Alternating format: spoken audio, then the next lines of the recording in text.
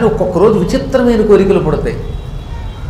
హఠాత్తుగా రాత్రి 12 గంటలకి మృగావతికి ఒక రోజున మెలకు వచ్చింది. ఇంకా కొద్ది నెలలలో 2 నెలలకో ఆవిడ ప్రసవిస్తుందనగా ఆవిడకు ఒక విచిత్రమైన కోరిక వచ్చింది. ఏమండి ఎందుకో నాకు రక్తంలో స్నానం చేయాలనిపిస్తోందండి. అందుకే అది చాలా విచిత్రమైన కోరిక. రాజుగారికి మతిపోయింది. ఎందుకు ఈవిడికి ఈ కోరిక వచ్చింది అనుకున్నట్ట. అప్పుడు ఆయనకు గుర్తుకొచ్చింది, ఒక రోజున ఈవిడ గర్భం ధరించే ముందు అడవికి వేటకి తీసుకెళ్ళాడు ఈయన. ఆ రోజున ఒక లేడి గిలగల కొట్టుకుని కింద పడిపోయింది. దాని శరీరం నుంచి రక్తం బాగా వచ్చింది. ఆ రక్తం చూడగానే ఒక క్షణం ఎందుకు ఆవిడ కంగారు పడింది. అప్పటి నుంచి ఆవిడకి రాత్రికి కల్లోకి నెత్తురే వస్తుందిట. ఆ నెత్తురు పిచ్చ పెరిగి చివరికి ఈ పూట గర్భవతిగా ఉన్నప్పుడు నెత్తుట్లో స్నానం చేయాలనుకున్నదట. రాజుగారికి హింస అంటే ఇష్టం లేదు. ఏదో కర్మవశాత్తు వేటలో ఒక లేడి తెచ్చింది. అప్పటి నుంచి ఆయన అస్త్ర సన్యాసం చేసి సాధ్యమైనంత వరకు జంతు హింస లేకుండా బతుకుతున్నాడు. అందులో గర్భవతులకి మాంసం పెట్టడం కంటే సాత్వికాహారం పెట్టడం మంచిదని శాస్త్రం. అందుకని ఆవిడ కూడా రోజు పకోడీలు పెడుతున్నాడు. క్యాబేజీ పకోడీలు, క్యాలీఫ్లవర్ పకోడీలే. ఎక్కడ మంచూరియా 16లు చికెన్ 60లు పెట్టడంలా కేవలం సాత్వికాహారం పెడుతున్నాడు. అటువంటిది ఇప్పుడు ఆవిడ వచ్చి రక్తంలో స్నానం చేయాలనగానే ఈయన కంగారు పడి ఏం చేద్దామని ఆలోచించాట. అన్నిటికీ ఉపాయాలు ఉన్నాయి అనుకున్నాడు. ఓ పెద్ద తొట్టి తెప్పించాడు. మనకి ఇప్పుడు బాత్రూముల్లో టబ్బులు తెస్తున్నారు సరే స్నానం తొట్టి, అలాంటి తొట్టి తెప్పించాడు. ఆ తొట్టిలో నీళ్లు పోయించాడు. కుసుంభ పుష్పాలను ఉంటాయి, ఎర్రగా ఉంటాయి ఆ పువ్వులు. మీకు కౌసుంభ వస్త్ర భాస్వత్కటీతటి అనే నామం అన్నారా? కౌసుంభము అంటే కుసుంభ అనే ఒక పుష్పముతో ఏ రంగులో ఉంటుందో అటువంటి వస్త్రము చేత భాస్వత్తు ప్రకాశిస్తున్న కటీతటి నడుము కలిగినది. అమ్మవారి యొక్క నడుము నుంచి ఒక వస్త్రం ఉన్నదట. అది ఏమిటనమాట? కౌసుంభ వస్త్రము. కుసుంభ అనే పుష్పము ఎంత ఎర్రగా ఉందో అంత ఎర్రని చీర కట్టుకుందని చెప్పారు అక్కడ. మీరు రోజు లలితా సహస్రనామం చదువుతున్నారు కదా, చదువుతున్న వాడు చెప్పండి చక్క. అరుణారుణ కౌసుంభ వస్త్రభాస్వత్ కటీతటి. అరుణము కంటే అరుణం అంటే బాగా ఎరుపు. అరుణారుణం అంటే బాగా ఎరుపు. అరుణారుణము అనే శబ్దమునకు బాగా ఎరుపు అని అర్థమట. ఉత్తి అరుణము అంటే ఎరుపే, కానీ అరుణ 2 సార్లు కలిస్తే ఏమవుతుందన్నమాట? మంచి ఎర్రని కౌసుంభ వస్త్ర కుసుంభ పుష్పము వంటి వస్త్రముతో ప్రకాశిస్తున్న నడుము కలిగినది. అంటే నడుముకేగా చీర కడతారు, ఆ చీర కిందకి వేళ్లాడుతున్నది. ఆ చీర ఎలా ఉందన్నమాట? కుసుంభ పుష్పంలాగా బాగా ఎర్రగా ఉన్నది అన్నమాట. అందులో కౌసుంభము అంటే కుసుంభ పుష్పము యుక్కనకు సంబంధించినది అని అర్థం. ఇప్పటికి కూడా రోడ్డు పక్కన కొన్ని చోట్ల ఎర్రగా అగ్ని పువ్వులని కనపడుతూ ఉంటాయి సరే, వాటిని కౌసుంభము అంటారు అన్నమాట. చాలా ఎర్రగా ఉంటాయి ఆ పువ్వులు. కొన్ని చోట్ల కనపడుతూ ఉంటాయి. ముఖ్యంగా ఈ ఖమ్మం రూట్లో పెడుతూ ఉంటే మనకి సూర్యారాయపేట నుంచి ఖమ్మం మీదుగా అటు దాని ఏమంటే వంగముత్యాల మధ్య పెడుతూ ఉంటే చెట్ల పక్కన కనపడతాయి, రోడ్డు పక్కన భలే కనపడతాయి ఎర్రగా. అవి చూస్తే అగ్నిజ్వాలల్లా కనపడతాయి అన్నమాట. చూసారా? అదనమాట. ఆ పువ్వులు తొట్టి నిండా వేసేశాడు. దాంట్లో కుంకుమ పువ్వు కలిపాడు. తర్వాత మంచి కుంకం కలిపాడు. కుంకం వల్ల ఎరుపెక్కింది, అందులో పువ్వులు ఉన్నాయి కాబట్టి అది చూడడానికి నెత్తురులో ఉంది. ఆ రాత్రిపూటే మళ్ళీ పగలైతే ఆవిడికి అనుమానం వస్తుంది రక్తం కాదని. కుంకం కలిపిన నీరు అందులో పువ్వులు ఉన్నాయని అనుమానిస్తుందని ఈ రాత్రి ఆవిడ అడగగానే మర్నాటి రాత్రికి ఆ టబ్బోటి ఏర్పాటు చేసి తొట్టి అందులో ఇవి పెట్టాడు. ఇదిగో నీ కోసం రక్తం తెప్పించాను, స్నానం చెయ్యన్నట్ట. కౌసుంభసలిలై పూర్ణాం క్షణాద్వాపీమకారయత్. ఈ విధంగా క్షణాలలో మంచి ఎర్రని కౌసుంభ పుష్పములతోటి ఒక తొట్టి ఏర్పాటు చేయించి ఆ నీళ్లు చూపించి ఇదే రక్తం అనగానే అమ్మాయి అనుకుని బుడుంగుని ములిగింది. ఆవిడకి బట్టలు కట్టుకోవడానికి తొడవడానికి లోపల నుంచి పరిచారికల్ని పంపాడు ఆయన. ఆ రాత్రిపూట అక్కడికి గరుత్మంతుని వంశంలో పుట్టిన ఒక గరుడు పక్షి వచ్చింది. దానికి ఆ పూట ఎక్కడ ఆహారం దొరకలేదట. మాంసం కోసం వెతుక్కుంటూ వచ్చింది. ఈవిడ సరిగ్గా అర్ధరాత్రి 12 గంటలకి స్నానం చేసి 1 గంట కల్లా తొట్టిలోంచి బయటకు వస్తుంది. తొట్టిలోంచి వచ్చి ఆ పక్కన ఉన్నటువంటి స్నానగృహంలో తుడుచుకుని ఈ కొత్త బట్టలు కట్టుకోవాలి. అందుకని తొట్టిలోంచి వెళ్ళిగా బయటకు వస్తూ ఉంటే ఈ పై నుంచి ఎగురుతున్న గరుడు పక్షి చూసింది. ఆవిడ ఒళ్ళంతా ఎర్రగా ఉంది కదా, మాంసం ముద్ద నడుస్తున్నట్టు అనిపించింది ఆవిడ. కర్మయోగం అంటారు దాన్ని. మాంసం అనుకుని గరుడ పక్షి రివ్వును వచ్చి నడుము మీద పట్టుకుని ఎగిరిపోయింది పైకి. గరుడ పక్షులకి ఏది గరుత్మంతుని వంశానికి సంబంధించినటువంటి వాళ్ళకి మనుషులో లెక్క ఏనుగులు తన్నుకుపోతాయండి అవి, అందుకే తన్నుకుపోయిందిట. గిజగిజలాడిపోయింది ఆవిడ. అయ్యో నా కర్మగాలి, ఈ పక్షి నోట్లో పడ్డాను అంటూ ఉంటే ఆ పక్షి మానవ భాషలో మాంసమా కంగారు పడకో కంగారు పడకో నీన్నే ఎత్తుపోయి తినేస్తానందిట. ఓహో నా ఒళ్ళంతా రక్తం ఉండడం వల్ల నన్ను మాంసం కింద భావించింది, పక్షి ఎత్తుకుపోతుంది అనుకుని ఎవరిని రక్షించడం అని ఏడ్చిందిట. హానాథ మందభాగ్యాహం త్వద్వియోగేన పీడిత. స్వామి, ఏ జన్మలో పాపమో పెళ్ళైన కొద్ది రోజులకే విడిపోతున్నాం, నిండు గర్భవతిని, పిల్లనాన్ని కనబోయే సమయానికి ఈ కష్టం వచ్చింది, నన్ను రక్షించు బాబోయ్, ఏమండో ఏమండో అని అరిచింది పాపం. నాథ అన్నది, భర్త అన్నది, ఆర్యపుత్ర అన్నది, సహస్రానీక అన్నది. అయినా ఆవిడ ఏడుపు అరణ్యరోధనం అయిపోయింది. ఎత్తుకు ఆకాశంలోకి ఎగిరిపోయింది కదా. ఈ గరుడ పక్షి ఆవిడని ఎత్తుకుని ఆకాశ మార్గంలో చాలా దూరం పట్టుకుపోయింది. క్రమంగా ఓ చోట ఒక ఆశ్రమం దగ్గరకు వచ్చింది ఈ గరుడ పక్షి. అది పరమ పూజ్యుడైన జమదగ్ని మహర్షి ఆశ్రమం. ఆ ఆశ్రమం దగ్గర కిందకి దింపి దాన్ని తినడానికి ప్రయత్నించే సమయానికి జమదగ్ని మహర్షి దండం పుచ్చుకుని అక్కడికి వచ్చాట. జమదగ్ని అంటే చాలా భయం ఉండోయి ఈ గరుడ పక్షులకు కూడా. ఆయన చూడగానే మాంసం తిందాం అనుకున్న పక్షి హడిలి పారిపోయింది. ఒక క్షణం తేడా వస్తే ముక్కుతో పొడుచుకు తినేసేదేమో. ఇంతలో సరిగ్గా జమదగ్ని అక్కడికి వచ్చాడు. కారణం బ్రాహ్మీ ముహూర్తంలో స్నానం చేసి సంధ్యావందనం చేస్తాడు ఆయన. అందుకని దండం పుచ్చుకొచ్చాడు ఆయన. ఈ జమదగ్ని ఆశ్రమ ప్రాంగణంలో ఎవరి మీదైనా అఘాయిత్యం చేశారా ఆయన భస్మం చేస్తాడు. అందుకని జమదగ్ని కోపిష్టని అందరికీ తెలుసు. ఆయన అలా బయటికి రావడం, పొడుచుకు తినాలనుకున్న గరుడు పక్షి ఆయన చూడడం, దాంతో హడిలి రెక్కలు అలా టపటప అలర్చి ఎగిరిపోయింది. జమదగ్ని ఇదేం చూడలేదు. ఆయన ఊరికే తన ఆశ్రమంలోంచి బయటకు వచ్చాడంతే. ఆ ఆశ్రమానికి అలా దూరంగా ఉన్న గుహా ప్రాంతంలో ఈ అమ్మాయిని వదిలేసి గరుడ పక్షి ఎగిరిపోయింది. ఇప్పుడు భర్తకి దూరం అయిపోయింది. ఎక్కడో దిక్కుమాలిన చోట కొండ గుహ దగ్గర ఉంది ఆవిడ. కింద పడిపోవటంలో కొంతసేపు స్పృహ కోల్పోయి అతి కష్టం మీద స్పృహ తెచ్చుకుంది. ఎక్కడున్నానా అని చూసుకుందిట. అప్పుడప్పుడు సూర్యుడు ఉదయిస్తూ ఉండడం వల్ల స్పష్టంగా ఏం కనపడటం లేదు ఆవిడకి. కానీ ఎక్కడో మొత్తం మీద ఈ గరుడ పక్షి తీసుకొచ్చి పారేసిందని అర్థమైంది. ఇక ఆవిడకి ఎక్కడలేని భీతి కలిగిందిట. అసలే గర్భవతి. అందువల్ల భర్తకు దూరం అయిపోయి గుండెలు బాదుకుంటూ, మానవులకి పోయే కాలం వచ్చినప్పుడు పిచ్చి కోరికలు వస్తాయని విన్నాను, ఆ పిచ్చి కోరికే నాకు వచ్చింది. లేకపోతే నిండు గర్భవతిగా ఉన్న నేను మా ఆయన్ని పిచ్చి కోరిక కోరడం ఏమిటని బాధపడింది. నా భర్త సహస్రానీకుడు ఎంత మంచివాడు, ఏది అడిగితే అది పెట్టాడు. గర్భవతులకు అప్పుడప్పుడు కాళ్ళు నొప్పులుస్తూ నొక్కి ఆవిడకి ఆనందం కలిగించేటండి. అయినా ఇంచుమించు గర్భవతికి ఏమిటంటే చాలామంది ఇళ్లలో ఆ మాత్రం భార్యకి కాళ్ళు పట్టరేంటి, కానీ అది పట్టడం ధర్మం కూడా అని నేను అనలేదు ఇక్కడ అన్నారు.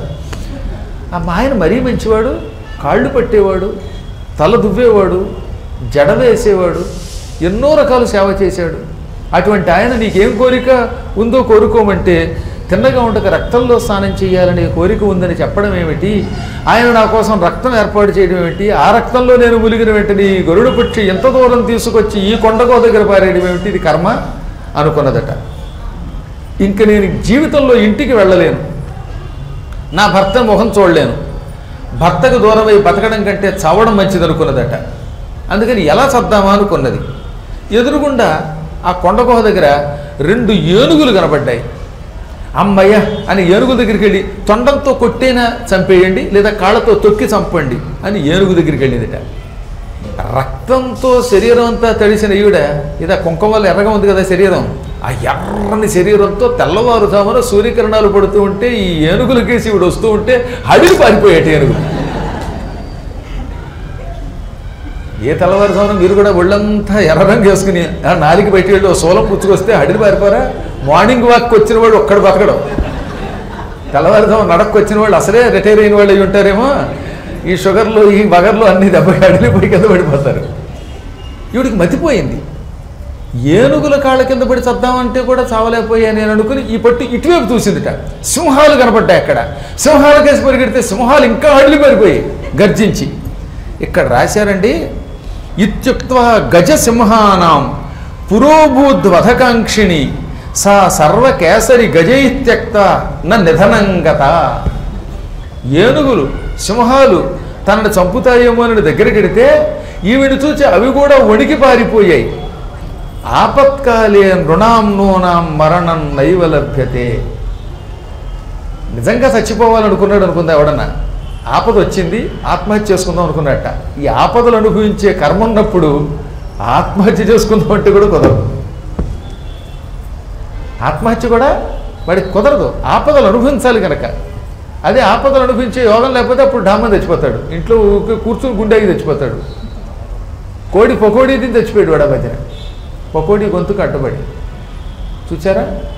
అందువల్ల నిజంగా మనకి పోయే కాలం వచ్చేదాకా ఎంత గింజుకున్నా, మరణావస్థ వచ్చేదాకా, ఆయువు తీరేదాకా ఆత్మహత్య కూడా చేసుకోలేం అని ఈ స్కాంద పురాణంలో 5వ అధ్యాయంలో 117వ శ్లోకంలో వ్యాసుల వారు చెప్పారు. ఆత్మహత్య చేసుకుందాం అనుకున్నా ప్రాణం పోలేదట. పైగా వాడి శరీరాన్ని చూసి అడిలు అవి పారిపోయాయి, వాటి గుండెలు ఆగిపోయాయి. అప్పుడు ఆవిడికి మతిపోయింది. ఛీ, ఎంత దురదృష్ట జీవితం మానవులదంటే తన చేతిలో వాడికి ఏదీ లేదు. బ్రతకాలంటే బ్రతకలేడు, చావాలంటే చావలేడు. ఇటువంటి మానవ జీవితం పొంది ఈ మానవులు ఎన్ని కష్టాలు పడుతున్నారు అని బాధపడేది. మా చిన్నప్పుడు ఒకటి జరిగిందండి. మా నాన్నగారు ఉద్యోగరీత్యా చాలా ఊళ్ళు తిరిగారు కదా. అలా తిరుగుతూ తిరుగుతూ ఒకసారి 79లో నేను ఇక్కడ కవాడిగూడలో 9th క్లాస్ చదివాను. కల్పనా థియేటర్ అని ఉంది కదా అక్కడ. ఆ రోజులు భలే ఉండేవి. కల్పనా థియేటర్ దగ్గర నుంచి నడుచుకుంటూ విద్యానగర్ వెళ్ళిపోయేవాళ్ళం మేము. ఆ విద్యానగర్ దగ్గర సెంట్రల్ ఎక్సైజ్ కాలనీలో మా పెద్దనాన్నగారు ఉండేవారు. మాకు ఒక క్లాస్మేట్ ఉన్నాడు 9th క్లాసులో. ఆ కుర్రాడి తండ్రి ఏ కారణం చేతనో అప్పులు చేసి అప్పులు పాలైపోయాడు. దాంతో అప్పులు తీర్చమని ఒత్తిడి ఎక్కువైపోయింది. ఎప్పుడు ఎక్కువ అప్పులు చేసి ఇల్లు కట్టకండి, చివరికి అప్పులు వాళ్ళు ఇల్లు పట్టుకుపోతారు, అప్పులు తీరవు, ఇల్లు ఉండదు, సర్వనాశనం అయిపోతారు. సొంతిల్లు మీద వ్యామోహంతో లక్షలకు లక్షల అప్పులు చేసి చివరికి అప్పు తీర్చలేక ఇల్లు అమ్ముకుని సర్వనాశనం అయిపోయాను ఒక ఆయన అన్నమాట. ఆయన వాళ్ళ అబ్బాయి నా క్లాస్మేట్. అప్పులు తీర్చలేక ఆయన ఏం చేశాడు, ఓ పురుగుల మందు డబ్బా కొన్నాడు చావడానికి. ఈ మందు మళ్ళీ చావడానికి మందులోనే వెలుగు తగ్గాడు. ఎందుకంటే మామూలుగా మంచినీళ్ళలో తాగితే బాగుండదట. అందుకని ఈ పురుగుల మందు కోసం ఇంకో మందు.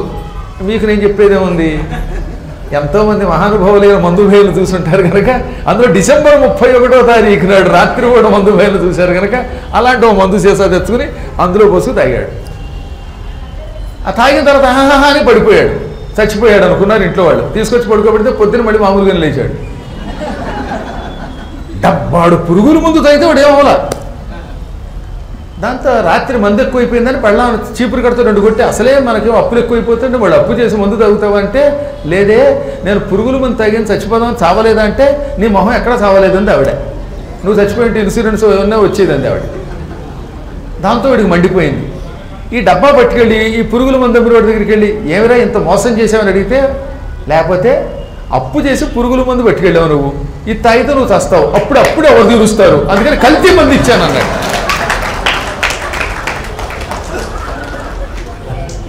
వీడి పురుగుల మందు కొనుక్కోగానే వాడికి అర్థమైపోయింది, వీడికి 5-6 లక్షలు అప్పు ఉంది, ఈ మందు తాగి చచ్చిపోతాడు వీడు. ఈ డబ్బా ఖరీదు ఆ రోజుల్లోనే 10 రూపాయలు, మళ్ళీ ఈ 10 రూపాయలు ఎవడో అప్పు తీరుస్తాడు. మరే మీ నాన్న నా దగ్గర 10 రూపాయలు పెట్టి పురుగుల మందు తీసుకెళ్ళాడురా అని కొడుకుని అడిగితే ఇస్తాడా? మా నాన్న సావడానికి నువ్వే మూలకారకుడు అని కేసు పెడతాడు. అందుకని ఏం చేసేట, అందులో పురుగుల మందు బదులుగా ఈ మందే కలిపెట్ట.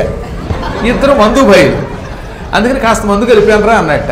అంటే చావాలనుకున్న చివరికి వాడికి పురుగుల మందు కూడా దొరకలేదు. కాబట్టి ఆత్మహత్య చేసుకోవడం తేలిక కాదండో. ఎన్ని కష్టాలు ఉన్నాయనుకున్నారు, దేని కష్టాలు దానికి. ఆత్మహత్య కష్టాలు ఆత్మహత్య చేసుకునేందుకు అనేక విధములు అని ఒక పుస్తకం రాశాడు ఒక ఆయన. వెంటనే ఆయన మీద వాళ్ళ ఆవిడే ఆత్మహత్యా ప్రయోగం చేసింది, అది హత్య అయింది వరకు అనుకోండి, అది వేరే విషయం. అప్పుడు ఆవిడ తలుచుకుని ఆత్మహత్య చేసుకోవాలనుకున్నా కుదరలేదని బాధపడిందిట. ఇంతలో ఈవిడ ఏడుస్తూ ఉంటే సంధ్యావందనం పూర్తి చేసుకుని గాయత్రీ జపం పూర్తి చేసుకుని అక్కడికి దగ్గరలో ఉన్నటువంటి జమదగ్ని ఆమెను చూశాడు. ఏమమ్మా ఎందుకు ఏడుస్తున్నావు అన్నట్ట. మనకు అనుమానం రావచ్చు, ఆత్మహత్య చేసుకోవాలనుకున్నప్పుడు ఆయన చూడలేదు, ఇప్పుడు ఎందుకు చూశాడు, ఇందాకటి నుంచి అక్కడే ఉన్నాడు కానీ అంటే ఆయన ఒక్కసారి జపంలోకి వెడితే తనంత తాను కళ్ళు విప్పాలి తప్ప పక్కన ప్రళయం వచ్చినా తెలియదు ఆయనకి, అంత ఏకాగ్రతతో జపం చేస్తాడు ఆయన. మనకే ఆయనకి అంత తేడా ఉంది. చాలామంది గాయత్రి జపం ఇలా చేస్తూనే ఉంటారు. ఏమిటి టిఫిను, అప్పుడేవిడ జపం చేసుకుంటే మీకు ఎందుకంటే టిఫిన్ గురించి, అది కదా టిఫిన్ అయిన వెంటనే మళ్ళీ నేను ఆఫీస్కి వెళ్ళాలి కదా, జపం అయిన వెంటనే టిఫిన్ అయిన వెంటనే ఆఫీస్, అందుకే అడిగానంటే పెసరట్టు ఇగో ఏకాదశిని అందులో ఉల్లిపాయ వేయడం మానేసావు, కాస్త ఉల్లిపాయ బాగా దట్టించు, ఏకాదశి పద్మాకర్ గారికి ఆయన భక్తులకి, మనకి ఏకాదశి లేదు వేసేయి, ఇది చెప్పాలి. కాబట్టి సామాన్య మానవులు జపం చేస్తూ ఉంటే జపం తప్ప అన్నీ గుర్తుకొస్తాయి, గాయత్రి మంత్రంతో పన్నీ గుర్తుకొస్తాయి, రాముడి మంత్రంతో పన్నీ గుర్తుకొస్తాయి. కానీ ఆయన గాయత్రి మంత్రం జపం చేస్తూ ఉంటే అది తప్ప ప్రపంచం తెలియలేదు. ఇప్పుడు ఆ జపం పూర్తి చేసుకుని సమాధిలోంచి బయటికి రాగానే ఈవిడ ఏడుపు వినబడి దగ్గరకు వచ్చాడు ఆయన, పరమధర్మాత్ముడే. అప్పుడు ఆ జమదగ్ని ఆవిడ జాతకం అంతా తన దివ్య దృష్టితో కనిపెట్టి ఇలా అన్నట్ట, జమదగ్నిస్తు ధర్మాత్మ తమ ఆశాశయదంతికే. అమ్మా నువ్వేం బెంగ పెట్టుకోకు, కాలం కలిసిరాక ఒకానొక శాపం వల్ల నువ్వు భర్తకు దూరం అయిపోయావు. నీ తండ్రి కృతవర్మ లేడని బెంగెట్టుకోకు, నన్నే నీ తండ్రిగా కృతవర్మగా భావించు, నా ఆశ్రమంలో ఉండు, 14 ఏళ్ళు ఇక్కడే ఉంటావు, తర్వాత నీ భర్త వస్తాడు, మీ ఇద్దరు కలుసుకుంటారు, తర్వాత మీకు అన్ని రకాలుగా శుభం జరుగుతుంది అని చాలా ప్రేమగా సాకాడు. అక్కడికి వచ్చిన కొద్ది రోజులకే ఆవిడ కుమారుణ్ణి కన్నది. సరిగ్గా సూర్యోదయ సమయంలో పుట్టేట ఆయన, అందుకని ఉదయనుడు అని పేరెట్టారండి ఆయనకి. చాలా గొప్ప కాంతితో, తెల్లని కాంతితో పుట్టాట ఆయన, బ్రాహ్మీ ముహూర్తంలో పుట్టాట ఆయన. ఆ కుర్రాడికి ఉదయనుడు అని పేరెట్టి, నాయన మీ నాన్నగారు లేకుండా ఇక్కడ ఉండవురా, ఏ ముచ్చటా లేకుండా అడవిలో పెరుగుతున్నావు అంటూనే ధర్మం తప్పకు, ఎవరైనా కష్టాల్లో ఉంటే కాపాడు అని పలికి తన చేతికున్న కంకణం వాడికి వేసింది. సహస్రానీయుకుడని తన పేరు రాసి ఈవిడి చేతికి వేసేట, ఇది గర్భవతిగా ఉన్నప్పుడు. అప్పటి నుంచి భర్త గారు తనకిచ్చిన కంకణం తన చేతికి ధరించింది ఆవిడ, అది కొడుక్కి ఇచ్చింది. ఇప్పుడు మీ నాన్నగారి పేరు సహస్రానీయుకుడు, ఆయన పెళ్లిలో నాకు ఇచ్చిన కంకణం, ఈ కంకణం ధరించు అన్నది. అలాగే అన్నాడు ఆయన. యుద్ధరంగంలో ఆరితేరాడు, అడవిలో ఉన్న అన్ని అస్త్రశస్త్రాలు నేర్చుకున్నాడు. జమదగ్ని మహర్షి ఆయనకి పరశురాముడితో సమానంగా గండ్రగొడ్డలి ఎత్తి యుద్ధం చేయడం నేర్పాడు, ధనుర్విద్య నేర్పాడు, అస్త్రశస్త్రాలు నేర్పాడు, కుస్తీ పట్లు నేర్పాడు, అన్ని విద్యలు నేర్పాడు. అది కాక పరమ కరుణా స్వరూపుడే. 8 ఏళ్ళు వచ్చేసరికి కుర్రాడు ఆరితేరిపోయేటండి. ఒక రోజున ఇతడు ఒక సింహాన్ని గండ్రగొడ్డలతో కొట్టబోతూ ఉంటే టక్కన జమదగ్ని వచ్చి, తండ్రి నీకు ఇప్పుడు 8 ఏళ్ళు, ఈ వయస్సుకే నువ్వు సింహాలని, పులుల్ని, ఏనుగుల్ని వధించేంత శక్తివంతుడు అయ్యావు, కానీ అనవసరంగా ఏ జంతువుని వధించదు. నీకు గండ్రగొడ్డలు ఇచ్చింది కష్టంలో ఉన్నవాడిని రక్షించటానికి, పాపాత్ముల్ని శిక్షించటానికి. ధనుర్విద్య, ఖడ్గ విద్య, ఈ గండ్రగొడ్డలి ఇలాంటి విద్యలు దుఃఖాల్లో ఉన్నవాడని ఆదుకోవడానికి, అంతే తప్ప సాధువుల జోలికి వెళ్ళడానికి కాదు. ఎప్పుడైనా సరే ధర్మద్రోహం చేస్తూ ప్రజల్ని పాడు చేస్తున్నటువంటి వాళ్ళని నాశనం చేయడానికి మన విద్య వాడాలి తప్ప అనవసరంగా ఎవరిని పడితే వాడిని చంపడానికి కాదు. ఒకవేళ సింహం నీ మీద పడిందనుకో, అప్పుడు ఆత్మరక్షణ కోసం దాన్ని చంపొచ్చు. కాబట్టి ఏ జీవిని చంపకు, కరుణతో చూడు, కాటు వెయ్యనంత వరకు పాముని కూడా కాపాడన్నట్ట. ఇది బాగా నాటుకున్నది. ఈ కుర్రవాడు ఉదయనుడు అలాగే అన్నట్ట, అపకారం చెయ్యనంత వరకు ఏ జీవిని నేను చంపను, రక్షిస్తాను అనుకున్నాడు ఆయన. క్రమంగా 14 ఏళ్ళు వచ్చేసాయి ఈ కుర్రాడికి. సరిగ్గా కుర్రాడు 14 ఏళ్ళు అడుగుపెట్టాడు. అక్కడితో వాడు జాతకం మారేదటండి. ఒక రోజున ఇతడు అడవికి వెళ్ళాడు. అడవిలో ఎవరైనా పాపాత్ములుంటే పాపాత్ముల్ని శిక్షించడానికి, దుష్టాత్ముల్ని శిక్షించి శిష్టాత్ముల్ని రక్షించడానికి ఆ మహానుభావుడు అడవికి వెళ్ళాడు. అక్కడ ఒక బోయేవాడు తన మంత్రంతో, మూలికలతో పావుని బంధించేసేటండి. బోయి వాళ్ళ దగ్గర పాములు పెట్టే వాళ్ళ దగ్గర కొన్ని మంత్రాలు ఉంటాయి, కొన్ని మూలికలు ఉంటాయి. ఆ మూలిక చూపిస్తే ఎటువంటి పాము అయినా లొంగిపోతుంది. ఒక పెద్ద పాము ఉన్నది, చాలా తెల్లగా ఉన్నది ఆ పాము. అసలు ఆ పామును చూస్తేనే గౌరవం కలుగుతోంది. అంతటి పెద్ద పాముని వాడు ఓ పంజరంలో బంధించేశాడు. దాన్ని నోరు కట్టేశాడు, మూలికతోటి గట్టిగా బంధించేశాడు. దాన్ని ఎక్కడికో పట్టుకుపోతున్నాడు. అది చూచాడు ఈ ఉదయనుడు, జాలిపడ్డాడు. ఆ పావును చూస్తే ఏదో దేవతా సర్పంలో ఉంది, అనవసరంగా పావును ఎందుకు కట్టేవారంటే, అయ్యా మా వృత్తి అండి అది, మేము ఈ పావును తీసుకుపోతాం, దాని కూరలు తీసేస్తాం, విషం పిండుతాం, విషం పిండేసిన తర్వాత ఈ పావును ఆడించి అందరి దగ్గర అడుక్కుని బతుకుతాం, లేదా ఇంకెవరన్నా పావులు వాళ్ళు కొనుక్కుంటామంటే ఈ పావును అమ్ముతామంటే అలా బతుకుతామండి అన్నట్ట. నా కోసం పావును విడిచిపెట్టమంటే డబ్బు కోసం ఏదైనా చేస్తాం తప్ప డబ్బు లేకుండా వదలనన్నట్ట. అప్పుడు వెంటనే ఈయన ఏం చేశాడు, ఇదిగో ఈ కంకణం చాలా విలువైనది, నవరత్నములు తాపడం చేయబడిన కంకణం, అద్భుతమైన కంకణం మా అమ్మ నాకు ఇచ్చింది. ఈ కంకణం కోట్లు విలువ చేస్తుంది, ఏ రాజుగారికి అమ్ముకున్నా నీ జాతకం మారిపోతుంది. ఈ కంకణం తీసుకుని ఆ పావుని ఇచ్చేయమంటే వాడు ఆ కంకణం చూసి మురిసిపోయి పావుని ఇచ్చేసి కంకణం పట్టుకుపోయాడు. అటు పావుని అమ్మితే ఎంత వస్తుంది, రూపాయి వచ్చాను, 2 రూపాయలు వచ్చాను. ఆ రోజుల్లో అదే పెద్ద ఎక్కువ. కానీ కంకణము కోట్లు విలువ చేస్తుంది. అందుకని కంకణం కళ్ళకద్దుకుని చేతికి ధరించి పాము ఇచ్చి వెళ్ళిపోయాట. అప్పుడు ఆ పాము దగ్గరికి వెళ్ళి పంజరంలోంచి బయటికి తీసి ఆ పాముల బోన్లో నుంచి దాని తల చుట్టూ కట్టేసిన ఒక తాడు ఉంది, అదొక తాయెత్తు లాంటి తాడు అనమాట. దాంతో బంధించాడు ఆ పావుని. ఆ మంత్రం వల్ల, ఆ దారం వల్ల పాము కథలు లేకుండా ఉండిపోయింది అనమాట. ఆ తాయెత్తు తెంచాడో లేదో పాము టక్కన లేచి నిలబడింది. మహానుభావ, నేను పాతాళలోకవాసిని, నా పేరు ధృతరాష్ట్రపుత్రుడు కిన్నరుడు అంటారు. కిన్నరాఖ్యాన నాగేన ధృతరాష్ట్రసుతేన. నా పేరు కిన్నరుడు. పాతాళంలో ధృతరాష్ట్రుడు అని ఒక నాగరాజు ఉన్నాడు, కద్రువు కొడుకు. ఆయన కద్రువుకి చాలామంది కొడుకులు ఉన్నారని చెప్పాను, ఇదివరకట్లో కూడా 1000 మంది కొడుకులు. ఆ 1000 మంది కొడుకుల్లో పెద్దవాడు ఆదిశేషుడైతే అందులో శంబలుడు, అశ్వతరుడు, ధృతరాష్ట్రుడు, అరుకాషుడు, అంబరీషుడు వీళ్ళంతా కూడా కొడుకులే. అందులో ధృతరాష్ట్రుడు అనేవాడు కద్రువ కొడుకుల్లో ఒక ఆయన కొడుకుని నేను కిన్నరుణ్ణి. పాతాళలోకం నుంచి భూలోకంలో వింతలు విశేషాలు చూద్దామని వస్తూ ఉంటే ఎవరో జమదగ్ని మహర్షి ఆశ్రమం బాగుంటుందన్నారు, ఇక్కడికి వచ్చాను. అప్పటికి మా అమ్మ అంది, ఎట్టి పరిస్థితుల్లో భూలోకానికి వెళ్ళకరా బాబు, భూలోకంలో మానవుల్లో కొందరు మాంత్రికులు ఉంటారు, వాళ్ళు నిన్ను పట్టుకుపోయి బుసబుసలాడించి ఆడిస్తారు, వీధుల్లో తిప్పుతారు అంటే మా అమ్మ మాట వినకుండా వచ్చాను. తగిన శాస్త్ర అయ్యింది. ఈ దుర్మార్గుడు తన మంత్రశక్తితో నన్ను కట్టేశాడు. వాడు అంత కట్టాడు, వాడి దగ్గర అటువంటి మంత్రాలు ఉన్నాయి. ఈ తాడు కట్టగానే కిక్కులు మనకుండా ఉండిపోయాను నేను. ఆ తాడు హఠాత్తుగా వచ్చి కట్టాడు వాడు, లేకపోతే నేను కాటేస్తే వాడు బూడిదైపోయేవాడు. సమయానికి నన్ను రక్షించావు, లేకపోతే నా కూర పీకేవాడు. ఆ కూర పీకేస్తే మేము మళ్ళీ మా పాతాళ లోకానికి వెళ్ళలేము. కూరలు తీయబడిన పాములు పాతాళానికి వెళ్ళలేము. మేము కామరూపులం, ఏ రూపం కావాలంటే ఆ రూపం ధరిస్తాం అని చూస్తూ ఉండగా పాము అచ్చం మానవుడిగా మారిపోయింది. ఉదయనుడు ఆశ్చర్యపోయాడు. నాయన ఉదయన, చిన్నవాడు నువ్వు, కేవలం 14 ఏళ్ల కుర్రవాడివి, అయినప్పటికీ నీ చేతి కంకణాన్ని దానం చేసి నా ప్రాణం రక్షించావు. మా నాన్నగారికి నీలాంటి వాడు అంటే చాలా ఇష్టం. ఉపకారికి ఉపకారం చేయాలి, అపకారికి కూడా ఉపకారం నువ్వు చేస్తావు, ఉపకారికైనా ఉపకారం చెప్పేది అలాగా, ఒక్కసారి మా పాతాళానికి రా అనగా, మరి మా అమ్మ అన్నట్ట, మీ అమ్మకి ఏదో రకంగా వార్త పంపుతాను, ఈ క్షణమే నిన్ను తీసుకెడతానని ఆయన పట్టుకుని టక్కన పాతాళానికి పట్టుకుపోయాడు.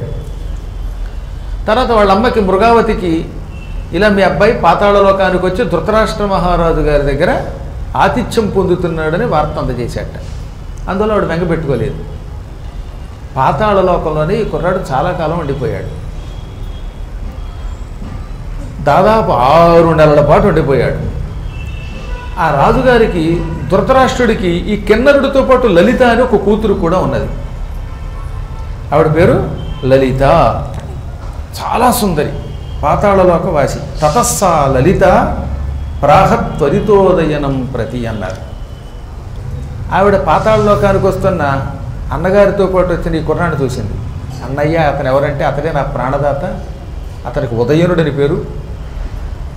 మహారాజు పుత్రుడు అవడం వల్ల చూడడానికి 14 ఏళ్ళైనా 25 ఏళ్ల కుర్రాళ్ళ కనపడతాడు, మంచి బలంగా ఉన్నాడు. కొంతమంది అంతే చూడడానికి వయస్సు కంటే ఎక్కువగా కనపడతారనగానే, అన్నయ్య నాకు అతన్ని ఇచ్చి పెళ్లి చేయవా అందుకే. వాళ్ళు మానవులే, మనం పావులం కదా అంటే, పావులకి వయస్సుతో సంబంధం లేదు, పావులకి కులంతో సంబంధం లేదు, నేను కూడా మానవ స్త్రీగా మారిపోతాను, అతను పెళ్లి చేసుకుంటాను అన్నదట.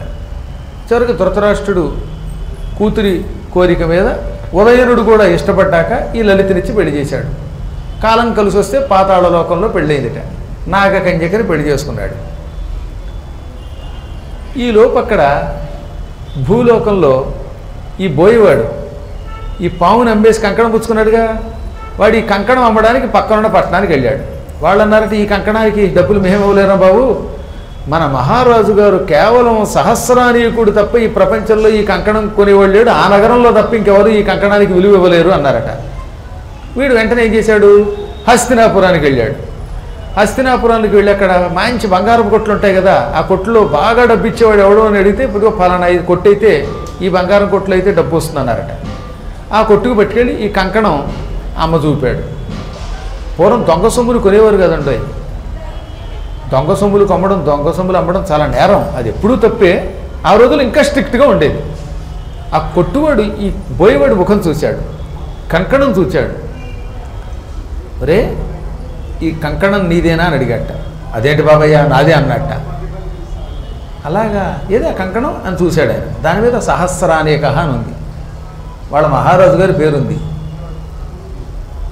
ఒరే నిజం చెప్పు, ఈ కంకణం మీద మహారాజు గారి పేరుంది, రాజుగారి పేరు మీద ఉన్న కంకణం మా ఇంట్లో వాళ్ళే చేసుంటారు, నిజం చెప్తే నీకు ప్రమాదం రాదు అనగా నిజమేనండి నాదే అన్నాడు వాడు. వెంటనే రాజుగారి దగ్గరికి పంపించాడు ఈ కంకణాన్ని. ఆయన రాజభటులు వచ్చారు, ఈ శబరుణ్ణి పట్టుకెళ్ళారు. శబరుడు అన్నాడు, మహారాజా నేను బోయేవాడిని కానీ అబద్ధాలు ఆడేవాడిని కాదండి, నిజం చెబుతాను, ఇప్పుడు ఈ కంకణం నాదే, కానీ ఈ కంకణం నాకు ఒక కుర్రాడు ఇచ్చాడు. ఆ కుర్రాడిని చూస్తే మిమ్మల్ని చూసినట్టే ఉందండి, నాకు ఆశ్చర్యంగా ఉంది.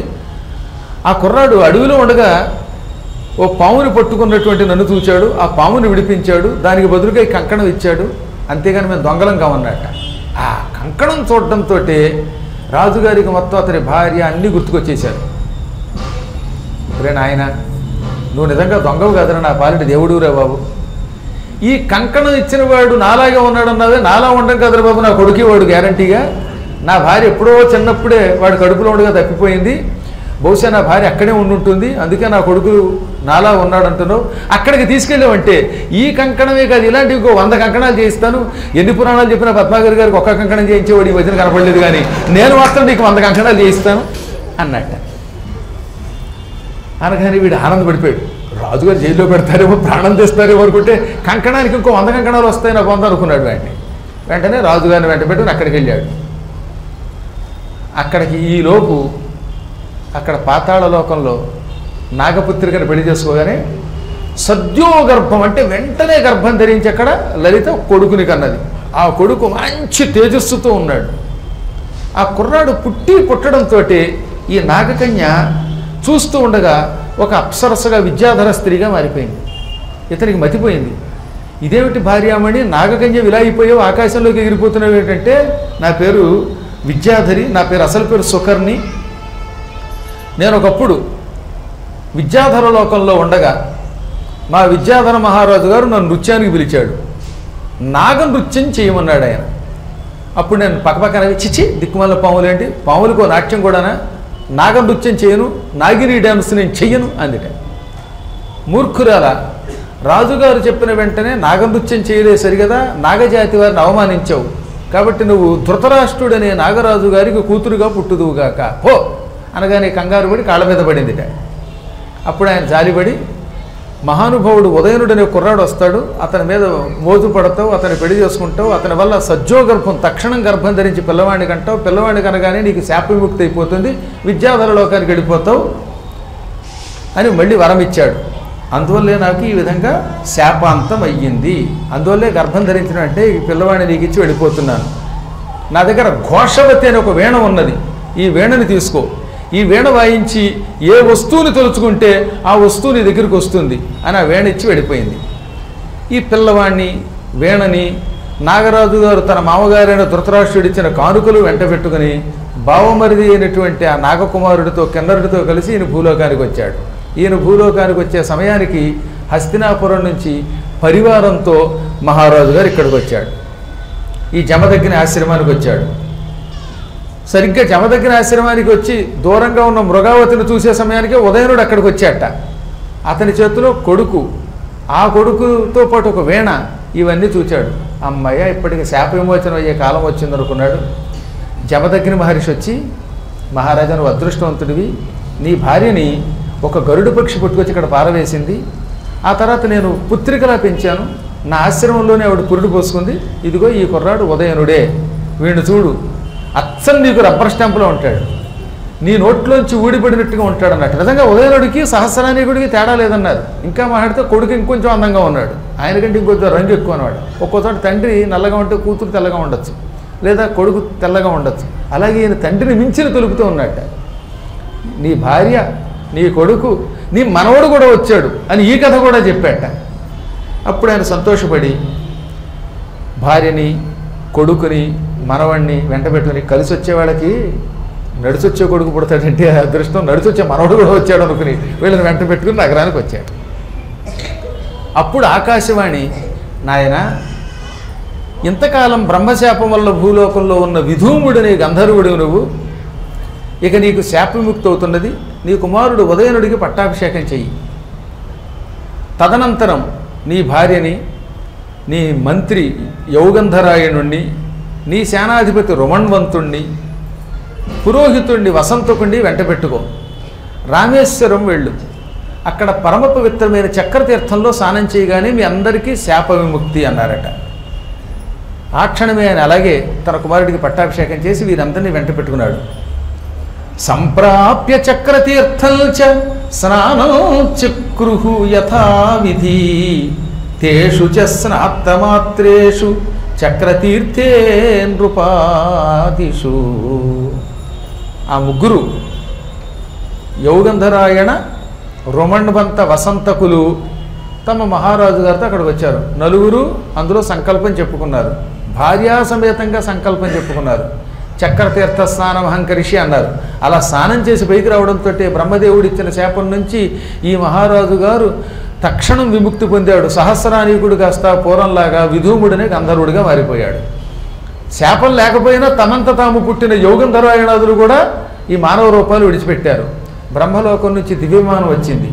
వారంతా దివ్య విమానంలో ఎక్కి దివ్య మాలలు ధరించి, చక్రతీర్థం చాలా గొప్పది, అతి భయంకరమైన దేవతల శాపం నుంచి, బ్రహ్మదేవుని శాపం నుంచి కూడా విముక్తి పొందింపచేసే దివ్య తీర్థం ఇది. ఈ చక్రతీర్థం విష్ణు చక్రం వల్ల పుట్టింది. నిన్నే చెప్పాక మీకు, గాలవుడు అనేటటువంటి వాడిని రక్షించడానికి విష్ణు చక్రం ఇచ్చాడు. ఆ చక్రం రాక్షసుని చంపి గాలవుడిని రక్షించింది. అప్పటి నుంచి దాన్ని చక్రతీర్థం అన్నారు. ఆ చక్రతీర్థం అంత గొప్పది, విష్ణు చక్రం వల్ల ఏర్పడిన తీర్థం. అందులో స్నానం చేస్తే బ్రహ్మాదుల యొక్క శాపాలు కూడా తొలగిపోతాయి అని ఆకాశవాణి పలికిందిట. తర్వాత వాళ్ళంతా దివ్యలోకాలకి తిరిగి యథాప్రకారంగా వెళ్ళిపోయారు. అలంబుస్ అయిపోయింది, విధూముడైపోయాడు. అప్పుడు ఆకాశవాణి, ఋషులారా ఈ చక్రతీర్థ మహిమ మీరు వినండి, ఇతరులకు వినిపించండి. ఈ మహిమ చాటినవాడు, స్నానం చేసిన వాడి కంటే చాటిన వాడికి కూడా ఎక్కువ పుణ్యం వస్తుందండి. కాబట్టి చాటి పుణ్యం పొందండి అన్నది. అప్పటి నుంచి విన్నవాళ్ళందరూ అలా పురాణాలుగా చెప్పడం మొదలుపెట్టారట. తదా ప్రభృతి అంటే ఆనాటి నుంచి సర్వతీర్థములలో చక్రతీర్థం ఉత్తమం, రామేశ్వర ప్రాంతంలో ఇంకా ఉత్తమం. ఎందుకంటే చక్రతీర్థం నైమిషారణ్యంలోనూ ఉంది, రామేశ్వరంలోనూ ఉందని చెప్పాను కదా మీకు, కాశీలోనూ ఉందని. రామేశ్వరంలో ప్రథమం గనక అక్కడికి వెళ్ళి స్నానం చేస్తే అటువంటి వాళ్ళు శాప విముక్తి పొందుతారు, శుభాలు పొందుతారు అని అందరూ చెప్పడం మొదలుపెట్టారు. చెప్పిన వాళ్ళు శుభం పొందారు, స్నానాలు చేసిన వాళ్ళు శాప విముక్తి పొందారు. ఇక్కడ ఇంకో విషయం కూడా చెప్పాడండి. పూర్వజన్మ శాపాల వల్ల, లేక పూర్వజన్మ కర్మల వల్ల, లేక ఈ జన్మలో చేసిన పాపాల వల్ల కొంతమందికి ఎంత గింజుకున్నా సంతానం కలగదు. కొందరికి తలంతా ఊడిపోతే పెళ్ళవదు. ఎంత బాధపడినా, ఎన్ని ఉపాసనలు చేసినా పెళ్ళవదు. ఇంకా ఎప్పటికీ పెళ్ళిళ్ళవక పిల్లలు పుట్టక బాధపడుతున్న వాళ్ళు ఈ చక్రతీర్థానికి వెళ్ళి స్నానం చేస్తే ఏ కారణం చేతనైనా వాళ్ళకి శాపాలున్నా లేక దుష్కర్మలున్నా అవన్నీ తొలగిపోయి సంవత్సరం తిరగకుండా వాళ్ళు అనుకున్న కోరికలు తీరుతాయి. సంతానము కలుగుతుంది, వివాహము అవుతుంది. అందుకని మహానుభావులైన దేవతలు కూడా స్నానాలు చేయడం మొదలెట్టారట. సర్వే స్వర్గ నివాసిన అన్నారు. స్వర్గం వాళ్ళు కూడా స్నానం చేశారు. ఇది మీరంతా శ్రద్ధగా విన్నారనుకుంటున్నాను. విన్నవాళ్ళు, ఇతరులకు వినిపించిన వాళ్ళు. యం యం కామయ్యతే కామం తత్సర్వం శీఘ్రమాప్నుయాత్. ఏమి కోరుకుంటే ఆ కోరికలన్నీ శీఘ్రకాలంలో తీరుతాయి. వారి కోరికలను తప్పక తీరుస్తుంది. ధర్మబద్ధమైన కోరికలు మళ్ళీ అంటే ఏ కోరికైనా తీరుస్తున్నాను అనుకోండి, కొంతమంది అనవసరమైన కోరికలు కోరుకుంటారు. పక్కవాడి కొంపరాకు వచ్చేయాలని కోరుకోకూడదు. మీకు ఏదైనా ఒక సొంత ఇల్లు కావాలనో, లేకపోతే వివాహం కావాలనో, పిల్లలు కావాలనో మంచి కోరికలు ఉంటే ఆ కోరికలు కోరుకోండి. ఏం కోరుకుంటే ఆ కోరికలన్నీ తప్పక తీరుస్తుంది ఇది. నేను ఎరిగి ఒక అమ్మాయికి చాలా అన్యాయం జరిగింది. ఆ అమ్మాయికి దౌర్భాగ్యుడైన భర్త హింసలు పెడితే విడాకులు అయిపోయాయి. తర్వాత పెళ్ళి అవ్వకపోతే మా దగ్గరకు వచ్చారు. 2002వ సంవత్సరంలో మాట చెప్తున్నాను, 20 ఏళ్ల క్రితం. అప్పుడే అంత పూర్వం 2000 సంవత్సరంలోనే నేను కొంతమందిని రామేశ్వరం తీసుకెళ్ళి చక్రతీర్థంలో స్నానం చేయించాను. అది నాకు బాగా గుర్తున్నది. అందుకని నా దగ్గర రాగానే ఆ అమ్మాయి ఏడ్చి, దుర్మార్గుడు హింసించాడండి భర్త, ఆ బాధపడలేక విడాకులు కూర్చున్నాను, అప్పటి నుంచి పెళ్ళి అవ్వట్లేదు, బాధపడుతున్నాను అంది. చక్రతీర్థానికి వెళ్ళమ్మా అన్నాను. సరిగ్గా భాద్రపద మాసంలో వెళ్ళింది అమ్మాయి. కార్తీక మాసంలో పెళ్ళి అయిపోయింది. అక్కడికి వెళ్ళి స్నానం చేసి వస్తే కార్తీకంలో పెళ్ళి అయిపోయింది. ఇప్పుడు ప్రస్తుతం వాళ్ళు పుట్టపర్తిలో ఉన్నారు, సుఖంగా ఉన్నారు. ఏనాటి మాట 20 ఏళ్ల క్రితం మాట కదా. ఆ తర్వాత పెళ్ళైన కొద్ది రోజులకే కొడుకు కూడా పుట్టాడు. కొడుకు ఇప్పుడు 21 ఏళ్ళు 20 ఏళ్ళు ఉన్నాయి మొత్తం మీద. ఆ కుర్రాడు కూడా బ్రహ్మాండంగా చదువుకుంటున్నాడు. అప్పుడప్పుడు వాళ్ళు మా పీఠానికి వస్తూ ఉంటారు అనమాట, ఆనందంతో వస్తూ ఉంటారు. నమ్మింది, ఎంత ఎక్కువ నమ్మకుంటే అంత ఫలితం వస్తుందన్నారు. ఉదాహరణ ఇది ఒకటి అనమాట. చక్రతీర్థంలో స్నానం చేస్తే మాత్రం కర్మల వల్ల వచ్చిన దుష్కర్మల వల్ల వచ్చే పాపాలు, శాపాల వల్ల వచ్చే పాపాలు తొలగి వివాహాలు అవుతున్నాయి, సంతానాలు కలుగుతున్నాయి. మన పెద్దలు చెప్పారు, పురాణాలు నమ్మాం. అందులో పెద్ద ఖర్చే ఉందండి. రామేశ్వరం వాళ్ళ గట్టిగా మాట్లాడితే ఓ మంచి థియేటర్లో 2 సినిమాలు చూసినంత ఖర్చు అవుతుంది. ట్రైన్లో పెడితే, విమానాల్లో పెడితే మన ఇష్టం, అది వేరే అనుకోండి. ర్యాకెట్లో వెళ్ళామంటే, విమానంలో వెళ్ళామంటే దానికి బోల్డ్ ఖర్చు అవుతుంది. కానీ ట్రైన్లో పెడితే సాధారణమైన ఖర్చే, అది పెద్ద ఖర్చు కూడా కాదు. ఈ సంవత్సరం ఆగస్టులో పెడుతూనే ఉండేవి, మర్చిపోయాను మేము. ఆగస్టులో దక్షిణాది యాత్ర ఉంది. అప్పుడు రాగలిగితే గురువుగారి సన్నిధిలో గురువుగారి సంకల్పం చెప్పగా స్నానం చేయొచ్చు, అదొక యోగం. చక్రతీర్థం యొక్క మహామహిమ వీరు విన్నారు. ఇక ఇప్పుడు వచ్చేటటువంటి కథ ఉంది చూశారు, ఇది చాలా గొప్ప కథ అండి. ఎంత అద్భుతమైన కథలు, ఇలాంటి విచిత్రమైన ఈ చక్రతీర్థాది విశేషాలు ఇంకెక్కడా మనం వినం. ఇప్పుడు చెప్పబోయేది బేతాళ తీర్థంది. ఇంత పూర్వం మీకేం చెప్పాను? రామతీర్థం, లక్ష్మణ తీర్థం, బేతాళ తీర్థం, ఇలా ఎన్ని తీర్థాలు ఉన్నాయని చెప్పామన్నా. నిన్న పురాణం అనేవాడు గుర్తుంటుంది, 24 తీర్థాలు. అందులో ఇప్పుడు చెప్పేది బేతాళ తీర్థం యొక్క గొప్పతనం. అత్యంత ప్రాచీన కాలంలో గాలవుడు అని ఒక మహర్షి ఉండేవాడు. ఆయన చాలా గొప్ప తపస్వి. ఆయన గురించి మీరు మళ్ళీ కొత్తగా వినక్కర్లేదు కదా. ఆయన ఎంత తపస్సు చేశాడో, ఆ తపస్సునికి మెచ్చుకొని విష్ణువు చక్రం ఇచ్చాడో నిన్న చెప్పాను. ఆయన చాలా కాలం తపస్సు చేశాడు. ఒక రోజున ఆయనకి, నాకు కూడా ఒక కూతురుండి కన్యాదానం చేస్తే బాగుండుని అనిపించింది. జీవితంలో ఒక్క కన్యకైనా దానం చేసి, కన్యాదానం చేసిన వాడు తొందరగా తరిస్తాడని పెద్దలు చెప్పారు. ఆ మహర్షులకి అది అవసరం లేకపోయినా కన్యాదానం యొక్క మహిమ అందరికీ చెప్పాలనిపించింది ఆయనకి. అందుకని విష్ణు చక్రం తన దగ్గరికి వచ్చినప్పుడు ఒక రోజున, పరమ పవిత్రమైన సుదర్శన చక్రమా, నాకు ఒక కూతుర్ని ప్రసాదించవనగా, మోక్షమే వస్తుంటే కూతురి వ్యామోహం కలిగింది ఏమిటా నీ కర్మ, కూతురు రావడంలో నీ కొద్ది సమస్యలు వస్తాయి, కాబట్టి నా మాట విను అంటే, కాదు నీ అనుగ్రహం ఉంటే ఏదైనా సాధ్యమే, నాకు ఒక కూతుర్ని ప్రసాదించన్నట్టు. నీకు కన్న బిడ్డలు ఉండరు, కానీ నా సుదర్శన చక్ర మహిమ వల్ల ఒక కూతురు దత్తతగా వస్తుంది, ఆ కూతుర్ని పెంచుకో. కన్నబిడ్డంతో దత్తత బిడ్డ కూడా అటువంటిది అనగా, అలాగే అన్నాడు ఆయన. అంటూ ఉండగానే ఆ సుదర్శన చక్రం యొక్క కాంతి కిరణాలలో నుంచి ఒక కూతురు బయటకు వచ్చింది, ఒక కన్యామణి బయటకు వచ్చేసింది. చిన్నపిల్లలు పుట్టడం పెంచడం ఏం లేకుండా పుట్టడంతోనే 16 ఏళ్ళ కూతురు అయిపోయింది ఆవిడ. ఇది కొన్ని లాభాలు. మళ్ళీ ఇంట్లో పురుడు ఖర్చులు, సిజేరియన్ ఆపరేషన్లు, హాస్పిటల్ బిల్లులు, ఈ బిల్లులు జేబుకి చిల్లులు లేకుండా సుదర్శన మహిమతో ఒక కుమార్తె ఆయనకి దక్కింది. ఆయన చాలా ఆనందపడిపోయాడు. తస్య కన్యా మహాభాగా రూపయౌవనశాలిని నామ్నా క్రాంతిమతి బాలా వ్యచరత్ పితురంతికే. పరమ సౌందర్యవతి ఆవిడ. ఆవిడకి క్రాంతిమతి అని పేరు పెట్టాడు ఆయన. కాంతిమతి అని పేరు పెట్టాడు. ఈ కాంతిమతి నిజంగా కాంతిమతిలాగే ఉండేది. తన కన్న తండ్రిలాగే ఆయన చూసుకునేది. ఆయన అంత జాగ్రత్తగా పెంచాడు. ఒక రోజున ఆయన హరిపూజ కోసం పువ్వులు తెమ్మన్నాడు. శ్రీ మహావిష్ణువుకి పువ్వులు అంటే చాలా ఇష్టం. చామంతి పువ్వులు, పారిజాత పుష్పాలు, మల్లె పువ్వులు ఇలాంటివన్నీ మన అడవిలో ఉన్నాయి తెమ్మన్నట్ట. ఆ పువ్వులకు వెళ్ళింది ఆవిడ. ఆ సమయంలో భూలోక యాత్రకి 2 విద్యాధరులు వచ్చారు. ఒకటి పేరు సుదర్శనుడు, ఇంకోటి పేరు సుకర్ణుడు. అన్నదమ్ములు వాళ్ళు అనమాట. సుదర్శన సుకర్ణులు. వాళ్ళు భూలోకానికి వచ్చి విమానం ఆకాశంలో పెట్టి కిందకి దిగారట. సరిగ్గా ఈ కాంతిమతి కనపడింది. ఈ సుదర్శనుడికి మతిపోయింది. వెంటనే ఆవిడ దగ్గరకు వచ్చి, ఓ సుందరి, నువ్వెవరివి? కాశీభద్రే సుతా కస్య రూపయౌవనశాలిని. ఓ కళ్యాణి, ఓ అందగత్తే, నీవెవరివి? నీ తండ్రి ఎవరు?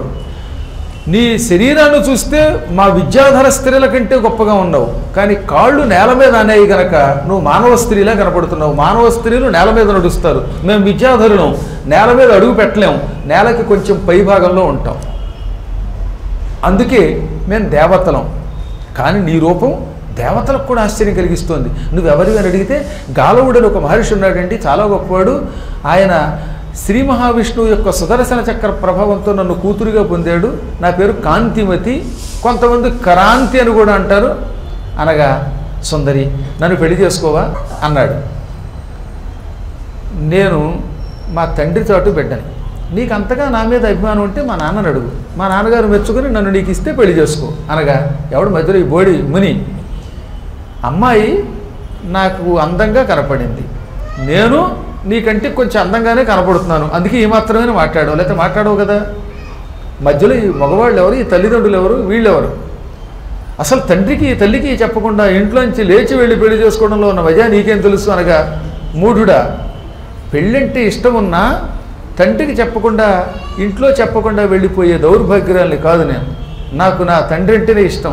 నా తండ్రి మెచ్చి నీకు ఇచ్చుకున్నప్పుడే పెళ్లి చేసుకుంటాను నేను. అనగా బలాత్కరంగా గాఢంగా కౌగిలించుకుని ఈడ్చుకోవడం మొదలెట్టాడు. మూఢుడైపోయాడు వాడు, కామంలో పడిపోయాడు, ఈడ్చుకోవడం మొదలెట్టాట. ఆవిడ బాబోయ్ బాబోయ్ రక్షించండి అని అరిచింది. ఆ చుట్టుపక్కల ఋషులు చూశారండోయ్, గాలవా గాలవా నీ కుమార్తెను వాడు ఎవడో ఎత్తుకుపోతున్నాడు అనగానే వెంటనే గాలవుడు మునులు వెంట పెట్టుకుని అక్కడికి వచ్చాడు. సుదర్శనుడిని చూశాడు, పక్కనే చోద్యం చూస్తున్న సుకర్ణుడు చూశాడు. అన్నగారు ఈ పని చేయటం నిజంగా సుకర్ణుడికి తమ్ముడికి ఇష్టం లేదు, కానీ అన్నను ఏమనలేక చోద్యం చూస్తున్నట్టలాగా. వెంటనే మహర్షి ఆగ్రహోదగ్రుడైపోయి, మూఢుడా సుదర్శన, స్త్రీని ఇష్టం లేకుండా ఎత్తుకుపోవటం మహాపాపం. తనయంత తాను ఇష్టపడిన స్త్రీని కాదనడము దోషమే, వద్దన్న స్త్రీని బలాత్కరించడము దోషమే.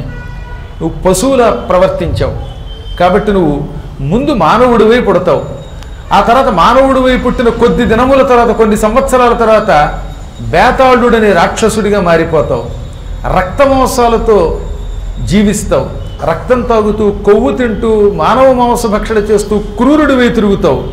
దౌర్భాగ్యుడా, ఇది స్త్రీలని అపహరించి బలాత్కరించడం బేతాళ లక్షణం. ఇది బేతాళ రాక్షస ప్రాయ అబలాత్ గృహ్ణాంతి యోషిత. సాధారణంగా బేతాళుడు అని పేరు కలిగిన కొన్ని దుష్టశక్తులు ఇలా స్త్రీలను అపహరిస్తూ ఉంటాయి. కాబట్టి నువ్వు అలా అయిపో, ముందు మనుషుడవుతావు, తర్వాత బేతాళుడవుతావు.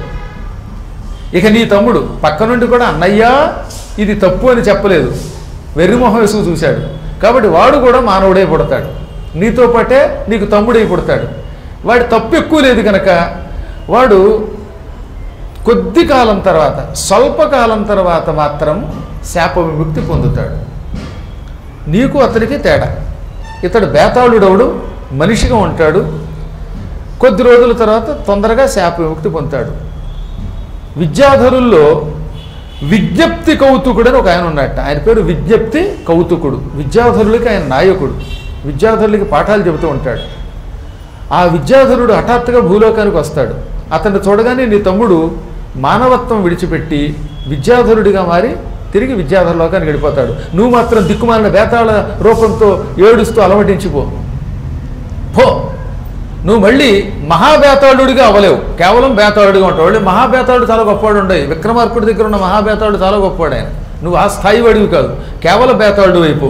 అనగానే ఏడ్చి కాళ్ళు పట్టేసుకున్నట్టు వాడు, నేను చాలా పాపం చేశానండి, ఏంటో తెలియదు, ఆ రూపం చూచి ఆకర్షితుడిని అయిపోయాను, నువ్వు ఘోరమైన శాపం పెట్టావు, శాపం అనుభవించడానికి నాకేం ఇష్టం లేకపోవడం లేదు, కానీ శాపానికి విముక్తి ప్రసాదించనట. చేసిన తప్పుకి శాపం అనుభవిస్తాను, విముక్తి ప్రసాదించనగా అప్పుడు ఆయన అన్నాడు, చక్రతీర్థం అని ఒక తీర్థం ఉన్నది, రామేశ్వరం దగ్గర ఉంటుంది. ఆ చక్రతీర్థం పక్కన ఒక దివ్య తీర్థం ఉన్నది, నువ్వు అందులో స్నానం చేయి. స్నానం చేయగానే నీకు బేతాళత్వం నుంచి విముక్తి వస్తుంది. నువ్వు స్నానం చేసి బేతాళత్వం నుంచి విముక్తి పొందడం వల్ల నీ పేరు మీదుగా అది బేతాళ తీర్థం అని పిలువబడుతుంది. అప్పటిదాకా నీకు ఈ కర్మ తప్పదు. నిన్ను ఎప్పటికైనా నీ సోదరుడే నీ తమ్ముడే విముక్తుడిని చేస్తాడు. అప్పటిదాకా నానాయాతనలు పడిపో అన్నాడు. వాళ్ళు ఏడ్చుకుంటూ బయలుదేరారు. ఎవరి కడుపున పుట్టి తొందరగా శాప విముక్తి పొందొచ్చా అనుకున్నారట. వాళ్ళ అదృష్టం బాగుంది.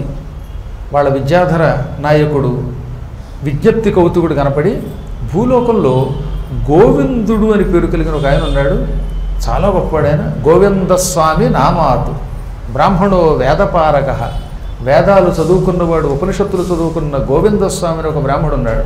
ఆయన చాలా గొప్పవాడు. యమునా తీరంలో ఉంటాడు ఆయన. ఆ మహానుభావుడికి సుశీల అని పేరు కలిగిన ఒక భార్య ఉన్నది. వాళ్ళకి పిల్లలు లేరు. మీ ఇద్దరు వాళ్ళకి పిల్లలుగా పుట్టండి, తద్వారా కొంతకాలం తర్వాత శాప విముక్తి పొందండి అన్నట్ట. వీళ్ళ గోవిందస్వామి యొక్క శరీరంలో ప్రవేశించారు. ఆయన ద్వారా ఆయన భార్యా గర్భంలో ప్రవేశించారు. ఒక శుభముహూర్తంలో కవల పిల్లల కింద పుట్టారట. పెద్ద కుర్రాడికి విజయదత్తుడు అని పేరెట్టారు, అంటే సుదర్శనుడు అనమాట. బాగా ఎక్కువ శాపం పొంది బేతాళుడు అవ్వాలనే శాపం పొందిన వాడు ఉన్నాడే, వాడు సుదర్శనుడు. వాడు విజయదత్తుడు అని పిలువబడ్డాడు. రెండో వాడు సుకర్ణుడు అశోకదత్తుడు అని పిలువబడ్డాట. వీళ్ళు నిజానికి బ్రహ్మవంశంలో పుట్టిన చూడడానికి క్షత్రియుల దృఢంగా ఉండేవారట. పూర్వజన్మ సుకృతం వల్ల శరీరం చాలా స్ట్రాంగ్గా ఉండేది. చిన్నప్పటి నుంచి క్షత్రియోచిత విద్యలు ఎక్కువ నేర్చుకునేవారట. ఒకనాడు వీళ్ళ నాన్నగారు గోవిందస్వామి, నాయనలారా పిల్లలారా, మన ఊళ్ళో మనకి సరిగ్గా పోషణ కుదరడం లేదు, ఎక్కడైనా మంచి ఉద్యోగం చూసుకుందాం. భూలోకంలో ఎంతోమంది మహారాజులు ఉన్నారు, అలాంటి రాజుల్లో ఏదో ఒక రాజుగారి దగ్గరికి వెడదాం, ఆ రాజుగారిని ఆశ్రయిద్దాం, ఆ రాజుగారు నా వేదాలు పురాణాలు ఇతిహాసాలు వినకపోతాడా, వీడిని నాకు మంచి ఉద్యోగం ఇవ్వకపోతాడా, ధనం రాకపోతుందా అనే ఆశతో ఈ ఊరు వదిలిపోదాం అనుకుంటున్నాను, మనం ఇంకో చోటకి పోదాం అన్నట్టు. ఎందుకంటే ఉన్న ఊళ్ళో పోషణ లేదు. ఒక్కొక్కప్పుడు ఉన్న ఊళ్ళో విలువ లేకపోయినా పొరుగు పెడితే గౌరవం సాధారణంగా అందరికీ వస్తుందండో. ఎప్పుడు మీ పక్కన ఉన్నవాడు ఎంత పండితుడైనా పట్టించుకోరట. అతి పరిచయ తవజ్ఞ అన్నారు. ఎక్కువ పరిచయంగా ఉంటే సులకనతనం ఉంటుందన్నమాట. రోజు నా పక్కనే కూర్చుంటే 4 రోజులు పోయాక, ఆ గురువు గారికి నేను లేకపోతే దిక్కు లేదండి, నేనున్నాను కాబట్టి కారు డ్రైవ్ చేసి తీసుకొస్తున్నాను అనిపిస్తుంది. ఏది గరుత్మంతుడు అంతటి వాడు నేను లేకపోతే ఈ విష్ణు ఎక్కడ కడతాడు అన్నట్టు ఓ రోజున. దాంతో విష్ణువుకి మండిపోయి వీపు మీద ఒక గోరెట్టు ఒక నొక్కు నొక్కాడు, పచ్చడైపోయాడు ఆయన. తర్వాత మళ్ళీ ఆయన శాప విముక్తి పొందాడు అనుకోండి. కాబట్టి ఎక్కువ పరిచయం ఉంటే అవుతుందన్నమాట. గురువుగారు ఎంత గొప్పడైనా మనం లేకపోతే ఎక్కడికి వెళ్ళలేడండి. నేనే కదండి ఆయన కారులో ఎక్కడికైనా తీసుకెళ్ళాను, అవధానానికి తీసుకెళ్ళాను, లేకపోతే రోజు పురాణానికి తీసుకొస్తున్నాను అనిపిస్తుంది. అంటే మీలాంటి జ్ఞానులకు కాదు, సహజంగా లోకల్లో ఎక్కువ పరిచయం వల్ల కొంచెం లోకుతనం ఏర్పడుతుంది. అందుకని అతి పరిచయం ప్రమాదం. ఉన్న ఊళ్ళో ఉంటే ఎంత ప్రతిభావంతుడైనా మనవాడేగా అంటారు, పెద్దగా పట్టించుకోరు. పొరుగురు వాడిని గౌరవిస్తారు. కాబట్టి మనం ఇంకో దేశం పోదాం అని కొడుకుల్ని వెంట పెట్టుకుని, భార్యను వెంట పెట్టుకుని అలా తీర్థయాత్రలు చేస్తూ పోయాట. ఎక్కడైనా సుఖంగా బ్రతకడానికి ఎక్కడ ఉంటుందా అని వెతుక్కుంటూ. ఆయనకి ఎవరో చెప్పారు, కాశీనగరంలో పండితులకి మంచి గౌరవం ఉంటుంది, కాశీరాజు గారు పండితుల్ని గౌరవిస్తాడు, అందులో వేద పండితులు ఇంకా గౌరవిస్తాడని విన్నాడు. అందుకని ముందు కాశీ వెడదాం, మన అదృష్టం చూసుకుందామని బయలుదేరాట. అలా వెళ్ళి కాలినడకన వెళ్ళేవారుగా రోజుల్లో. దారిలో ఓ చోట అలిసిపోయి ఒక శ్మశాన ప్రాంగణం దగ్గర ఉన్న భవనంలో చేరారు. శ్మశానాలకి దగ్గరలో పూర్వం చిన్న చిన్న మండపాలు కట్టేవారు. ఆ మండపాల్లో కాసేపు కూర్చుని బామ్మ అని చీతుకుంటూ ఏడ్చుకుంటూ తర్వాత శవాన్ని తగలబెట్టి పోయేవారు. కాసేపు కూర్చోవడానికి ఏదో ఒక మందిరం ఉండాలిగా, అందుకని శ్మశాన ప్రాంగణ మందిరం. వీళ్ళకి తెలియదు, రాత్రిపూట చీకట్లో చేరారు. రాత్రిపూట చీకట్లో ఏది శ్మశానమో తెలియదు మనకి. అలాగే పాప వీళ్ళకి తెలియక ఆ శ్మశానం దగ్గర ఉన్నటువంటి ఆ మండపంలో చేరారు. అలిసిపోయి కూడా తెచ్చుకున్నటువంటి పిండి కాస్త పంచదారలోనో బెల్లంలోనో కలుపు తినేశారు. ఉట్టి పిండి తినేశారట, బియ్యం పిండిని తిన్నారట, మంచినీళ్ళు తాగారు. తండ్రి పెద్ద కొడుకు ఒక చోట పడుకున్నారు, తల్లి చిన్న కొడుకు మరో మెట్టు మీద పడుకున్నారు. హఠాత్తుగా రాత్రివేళ ఈ పెద్ద కొడుకు విజయదత్తుడికి చలి జ్వరం పట్టుకుంది, విపరీతమైన చలి వేసింది. ఆ జ్వరమో తెలీదు, ఏమిటో తెలీదు, బాగా చలి వేసింది. పైగా శీతకాలం కూడా, శ్మశానం నుంచి చల్లగా లేస్తోంది. దాంతో వాడు వణికిపోయాడు. నాన్నోయ్ నాన్న అన్నట్ట. వాడు నాన్న తట్టుకోలేక పాపం తన పై వస్త్రం కప్పాడు. అయినా వాడికి చలి తగ్గలేదు. నాన్న నాన్న ఇక్కడ ఎక్కడన్నా నిప్పు ఉంటే తీసుకొచ్చి చలిమంటే ఈ బాబోయ్ అన్నట్ట. అక్కడ నిప్పు ఎక్కడ కనపడలేదు, కానీ దూరంగా ఊళ్ళో ఇళ్ళు కనపడ్డాయి. ఆ ఇళ్ల కిటికీల్లోంచి కొంత కాంతి కనపడుతున్నది. ఈయన పరుగున కొడుకు మీద ప్రేమతో ఆ చుట్టుపక్కల ఉన్నటువంటి ఇళ్ల దగ్గరికి వెళ్ళాడు. ఈ శ్మశానానికి ఇంచుమించుకు ఒక 1/2 కిలోమీటర్ దూరంలో ఉందన్నమాట ఒక పెద్ద ఊరు. ఆ ఊళ్ళో ఉన్న ఇళ్లలోంచి కిటికీలు తీసి కనపడుతున్నాయి. కిటికీల్లోంచి దీపపు కాంతి కనపడుతుంది. అక్కడికి వెళ్ళి కొన్ని తలుపులు తట్టాట. కానీ గాఢంగా నిద్రపోతున్న వాళ్ళు ఎవరూ తలుపులు తీయలేదు. పైగా రాత్రిపూట తలుపు తట్టినా తీయట్లేదు ఎవరు. ఏమో ఏ దొంగడు వచ్చాడో అని. దాంతో ఆయన ఇంకా 2-3 ఏళ్ళు తిరిగి విసిగెత్తిపోయి కొడుకు దగ్గరికి వచ్చి కొడుకుని గట్టి కౌగిలించుకుని పంచి కప్పేసి, ఒరే కౌగిలింత వల్ల వేడి వస్తుందిరా, అందువల్ల నువ్వు బాధపడకంటే, లేదు నాన్న నాకు ఈ వేడి సరిపోవట్లేదు, చచ్చిపోతాను బాబోయ్, ఈ చలికి తెల్లారేసరికి చచ్చిపోతాను, నిప్పు పుట్టలేదా అన్నట్ట. పక్క ఊళ్ళో వాళ్ళు తలుపులు తీయట్లేదట. అయినా అర్ధరాత్రి 12ంటికి వెళ్ళి తలుపులు తడితే ఎవరు తెస్తారు, భయపడుతున్నారేమో, అందువల్ల నిప్పు లేదన్నాడు. నిప్పు లేకపోవడం ఏంటి, ఎదురుగుండా దగదగ వెలుగుతోందిగా అన్నాడు వీడు. అప్పుడు చూశాడు ఈయన ఎదురుగుండా శ్మశానంలో శవం కాలుతోంది. ఆ శవంలోనే చూస్తున్న కాంతి అది. ఒక్క దెబ్బకి ఈయన అడిలిపోయాడు. ఎందుకంటే శవం అలా ఓహో లేచి కూర్చుందిటే. శవాలు కొన్ని పైకి లేచిపోతాయి రాత్రిపూట. బహుశా దిక్కుమాల శవం అయి ఉంటుంది, అనాథ శవం. లేకపోతే ఇంట్లో ఆస్తి పంచలేదని ఎవరిలో కోపం వచ్చి చితికిడి పెట్టి పారిపోయారు. లేకపోతే సాధారణంగా కాలిపోయేదాకా ఉంటారు, కానీ ఎవరు లేరు అక్కడ. ఆయన ఒక క్షణం నిశ్చేష్టుడైపోయాడు. బాబు, ఇది నిప్పు కాదు, మనకు వచ్చిన ముప్పు, అది శ్మశానం, అదో చితి, అది కాలుతున్నది. అయం శవానలో వా స్యాత్ అద్ధరానలయేవవా. ఇది యజ్ఞం నుంచి వచ్చేటటువంటి అగ్ని కాదు, శవం మీద నుంచి వచ్చేటటువంటి అగ్ని. చితాభస్మము, చితిలో ఉన్న అగ్ని వంటకి చలి కాచుకోవడానికి పనికిరావు, అది భయంకరమైనది. చితాభస్మం శివుడు పూసుకోవాలి కానీ మనం పూసుకోకూడదు అనగానే, నాన్న నాకు చలి ఎక్కువైపోయింది, అది శవం మీద వచ్చేటటువంటి వేడైనా పర్వాలేదు, లేదా అది హోమాగ్నినా పర్వాలేదు, యజ్ఞాగ్ని శవాగ్ని నాకొద్దు, నన్ను అక్కడికి తీసుకుపో, ఆ శవాగ్ని దగ్గరికే వెళ్ళి ఇలా వెచ్చగా కౌగిలించుకుంటాను ఆ నిప్పుని, దాంతో నాకు చలి తగ్గుతుంది అన్నట్ట. ఎంత చెప్పినా కొడుకు వినకపోతే, కొడుకు ఎక్కడ చచ్చిపోతాడో చలితోనని భయపడిపోయి కొడుకుని వెంటబెట్టుకు అక్కడికి వెళ్ళాడు. ఎంత జరుగుతున్నా వీడు ఊహు అంటున్నా భార్య కానీ చిన్న కొడుకు కానీ లేవలేదట. అంతలా అలిసిపోయి నిద్రపోయారు వాళ్ళు. అయినా కొంతమందికి అసలు ఎప్పుడు నిద్ర వస్తుందండి, వాడు ఒకళ్ళ అదృష్టం, వాళ్ళకి పడుకుంటే ఇక ఆ తర్వాత ఏనుగుతో తొక్కించిన ఎవరు. అభినవ కుంభకర్ణ అని బిరుదివచ్చు. రైలు ఎక్కి నిద్రపోతారు, బస్సు ఎక్కి నిద్రపోతారు, కుర్చీలో కూర్చుని ఉపన్యాసం వింటూ నిద్రపోతారు, తింటూ నిద్రపోతారు. కొంతమంది ఇలా తింటూనే అంటారు. ఏమో విచిత్రం అది. అంటే వాళ్ళు అలిసిపోయి వాళ్ళు నిద్రపోయారు, వాళ్ళు చూడలేదు, వీళ్ళు మాత్రం అక్కడికి వెళ్ళారట. అంత దూరంలో శవం లేచి కూర్చుని ఉన్నది, చితాగ్ని కనబడుతోంది. కుర్రాడు దగ్గరికి వెళ్ళిపోయి చేతుల్లో పెట్టి ఊహు అని కాచుకున్నాడు. అప్పటికి వాడికి చలి తగ్గింది కండోయి. ఆ శవం దగ్గరికి వెళ్ళి అలా దగ్గరకండ కూర్చుంటే మంటకి బాగా దగ్గరికి వెళ్ళాక కొంత వణుకు తగ్గిందిట. ఆ శవం కాలుతున్నప్పుడు అందులో మాంసం ముద్దలు బయటకు వచ్చేస్తున్నాయి. బొడ్డు దగ్గర నుంచి కూడా కొవ్వు బయటకు వచ్చింది. వీడికి కుతూహలం కలిగింది. డాడీ ఏమిటి బాడీ అన్నాడు. నాయన శవాలు అలాగే ఉంటారా, అది కాలుతున్నప్పుడు ఎర్రగా ముద్దలు బయటకు వస్తున్నాయి మాంసం, బొడ్డు దగ్గర నుంచి వచ్చేది కొవ్వు అంటారు అన్నట్ట. మరి ఇదేమిటి ఇంత భయంకరంగా ఉందన్నాడు. అది పుర్రెరా అన్నట్ట. ఆ పుర్రె మిగతా దానిలా కరగట్లేదంటే పుర్రె అంత తేలిక పగలదరా బాబు, అందుకే కపాల మోక్షం చేస్తారు. పూర్వం కొబ్బరికాయతో పుర్రి పగలగొట్టేవారు, లేదా కాలిపోతున్నప్పుడు పుర్రి పగలకపోతే ఒక కర్రతోటో దేంతో కొడతారు, అప్పుడు కపాలం పగిలితే ఆ శవానికి ఏదో లాభం అంటారు, కపాల మోక్షం అంటారా అని తండ్రి గారు వీడికి చెప్పగానే, అయితే కపాలం పగలగొడితే ఈ శవానికి విముక్తే అని ఒక కర్ర తీసుకుని పక్కనున్న ఈ ప్రయాణానికి వచ్చినప్పుడు కర్ర ఉంటుందండి వాళ్ళు కూడా, ఆ కర్రతో బుర్ర మీద కొట్టాట, పెళ్ళని కొట్టాట కపాలాన్ని. కపాలం పగిలి అందులోంచి ఇంత నెత్తురు మాంసం ముద్దొచ్చి వేడి వేడి నెత్తురు ముద్ద మాంసం నోట్లో పడిపోయింది అని నాకాడు వాడు గబుక్కుని. ఆ వేడి మాంసం నాకడంతో వీడి శరీరంలో మార్పులు వచ్చాయి, తల వెంట్రుకలు భయంకరంగా మారిపోయాయి, కళ్ళు అగ్నిగోళాలు అయిపోయాయి, తాడి చెట్టు అంత పొడుగైపోయాడు, శరీరం అంతా బొచ్చు పైకి వచ్చేసింది, బాగా ఎలుగుబంటి బొచ్చులాగా భీకరాకారుడైన బేతాళుడైపోయాడు వాడు. శాపం ఉందిగా మరి మునిగారి శాపం. అందుకే శ్మశానంలో రాత్రిపూట ఇలాంటి మాంసములు పట్టడం వల్ల ఎటువంటి వాడికైనా ఏదో ఒక వికృతాకారం వస్తుంది, దిక్కుమాల లక్షణాలు చాలా వస్తాయి. కాబట్టి ఎక్కడ పడితే అక్కడ మాంసం బతులు తినకూడదు, దొరికాయి కదా అని. కాబట్టి కొంచెం మాంసం తినే ముందు ఆలోచించండి.